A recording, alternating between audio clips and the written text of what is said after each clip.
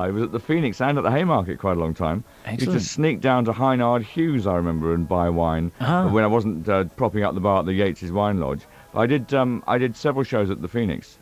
Did the Magic Drum? Do you remember the Magic Drum? I do, actually, yeah. I was the Emperor of China in the Magic Drum. You're joking. And I did Oedipus at Colonus with Robin Midgley and various other things at the Haymarket. I was around Leicester for about a year.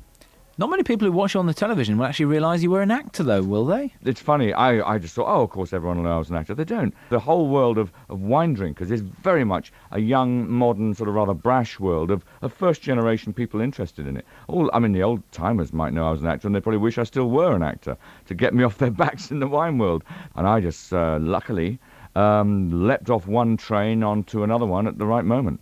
Oxford University, then. Now, lots of students will drink wine. It's more likely to be a bottle of Blue Nun, though, isn't it? Because they can't afford much else. How can you start your career in wine at that stage in your life? No idea, because, you're absolutely right. The kind of stuff we could afford at university was such disgusting muck. How we got it down our throats is completely beyond me. I presume it's, like students today. They get things down their necks that you think, how did you do that?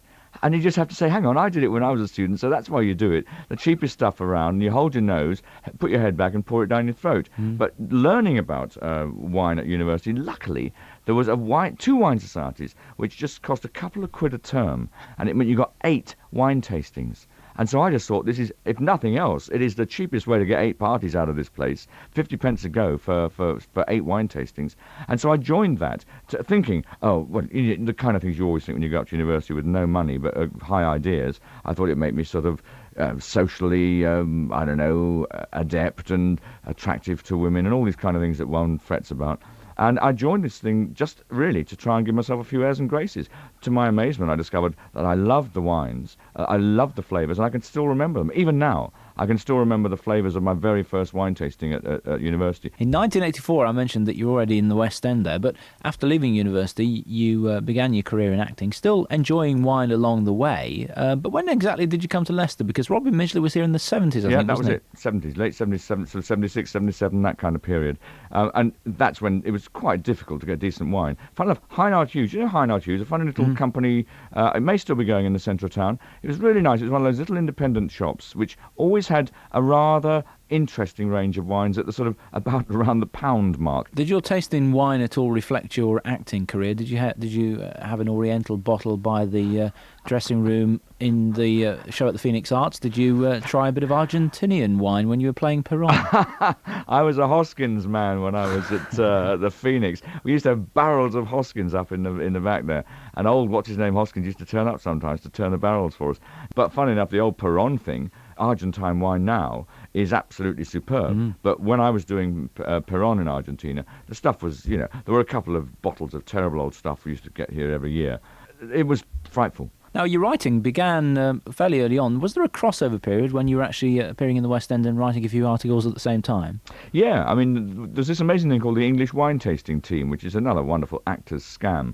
I was up at the Sheffield Crucible recording a show, and a friend of mine rang up and said, there's a wine tasting team being got together. You've got to try and get into it. And I had to go to Peter James, the director, and ask for a half-day off rehearsal to go to a wine tasting in London. I'm not sure whether Robin Midgley and Ian Giles would have let me off, but Peter James did. And I got into this team, and it meant that whenever we were sort of coming up to the end of a contract in the theatre, I'd sort of tell everybody, and a friend of mine who was an opera singer as well, had the same sort of long periods when he wasn't doing much, and we'd get a match together, and we'd go against France, against Germany, Italy, America, Australia, anyone who'd taste against us. And of course, because no one had ever done this before, we got amazing newspaper coverage. We went to France the first time. We beat the French in France. And Le Figaro, the sort of the Times or the Telegraph of France, put a black border right round its front page when we beat the French at wine tasting in Paris. And of course, all the papers loved it. So from that point of view, suddenly I got well known as a wine person from nothing. Thank you so much for listening to this interview. If you enjoyed it, please click on the like button and ring that notification bell. And there are many, many more to listen to on this channel, so make sure you subscribe if you possibly can. Thank you.